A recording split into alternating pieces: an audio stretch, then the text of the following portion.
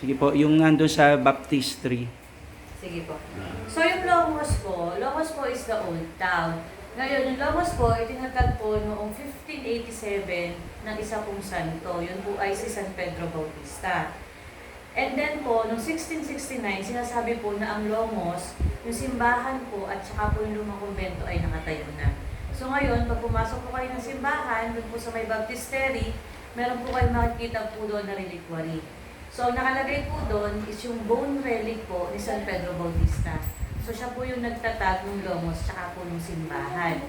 And then pag dumaradyo po kayo doon sa harapan, doon po sa may pareho pong side altar, yung side altar po ni San Pedro Bautista, yung pong nasa kaliwa, yung pong nasa ilalim nun ay may bato.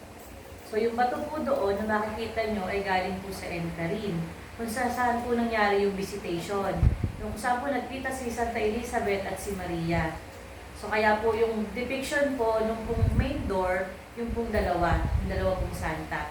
And then yung nasa opposite po, nasa ilalim po ni San Jose, bato pa rin po yun. Yung bato naman po na yun ay galing po sa workshop ni San Jose. So sinasabi, doon po sa bahay ni San Jose, meron po siyang sariling workshop o kuweba kung saan po siya nagagawa. So yung bato po ay doon po mismo galing. And then pag pumasok po kayo doon sa chapel ni Santa Filomena, doon po sa may Birhen, doon po sa chapel, makikita niyo po doon si Santa Filomena. And then meron po siya doon, pag nakaharap po kayo kay Santa Filomena, yung pong nasa left side ay yung pong buto. Piece po ng buto po ni Santa Filomena. And then yung katabi po nun is relic po ni St. Therese of the Child of Jesus. So meron po sa Diocese po ng San Pablo, meron po kaming diocesan shrine sa UPLB. And then yung nasa mataas po nakatabi nun is St. Anthony de Padua. And then yung nasa baba po is St. Dominic. Yung nasa right side naman po ni Santa Filomena is St. John Maria Vianney po. Relic pa rin po yun. And then Padre Pio. Kay Padre Pio po, yung po ay galing po doon sa sugat na mismo. So we have the certificate po na nakaprint doon sa site.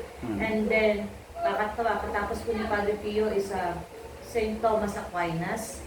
And then yung nasa taas po doon is yung piece po ng bato galing po sa libingan ni Jesus. Wow. Dito lahat yun? Yes po, it's old, Wow. old. Yung pong walang relic na sinabi ko, nandun lang po yun sa iisang chapel. Ni Santa Filomena. Yes po. And then Santa Filomena po, isa po yun sa pinaka, so far sa ngayon, bago po devotion ng mga Tagalongos, madami na din po mga nag-devotion sa kanya kasi ano siya mapaghimala siya.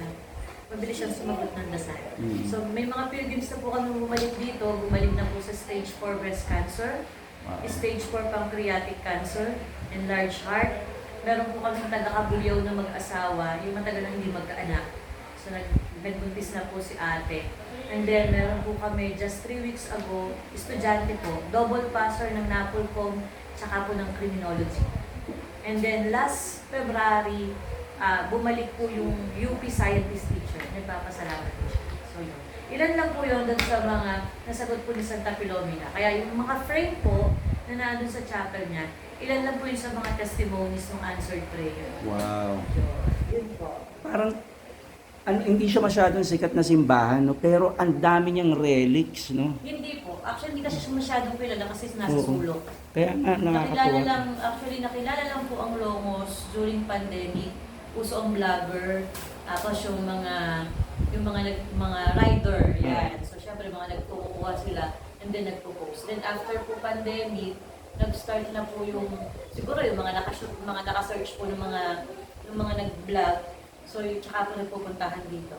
And then nagdodoble po yun kasi syempre yung share post. Tapos nag-Holy Week po, so dumami yung tao. So ngayon, kaya mas doble-doble po yung tao ngayon dito.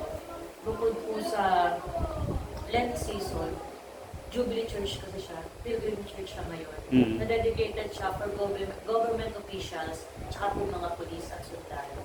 So talaga, kumbaga, yung mga nagpipilgrims po dito sa Diocese ng San Pablo, talagang included siya, kasi Pilgrim Church po siya. So like example, kahapon, for the first time po, meron kami 22 buses at the same time. Wow. So dalawang set po yun. Isang Kalamba na 11 buses at isa pong Bulacan na 11 buses. So nagpang-abot sila, 22 buses, more than 1,000, almost 1,200 na tao po ang nasa loob at labas ng simbahan kahapon. Wow. Wow. Ang galing, no?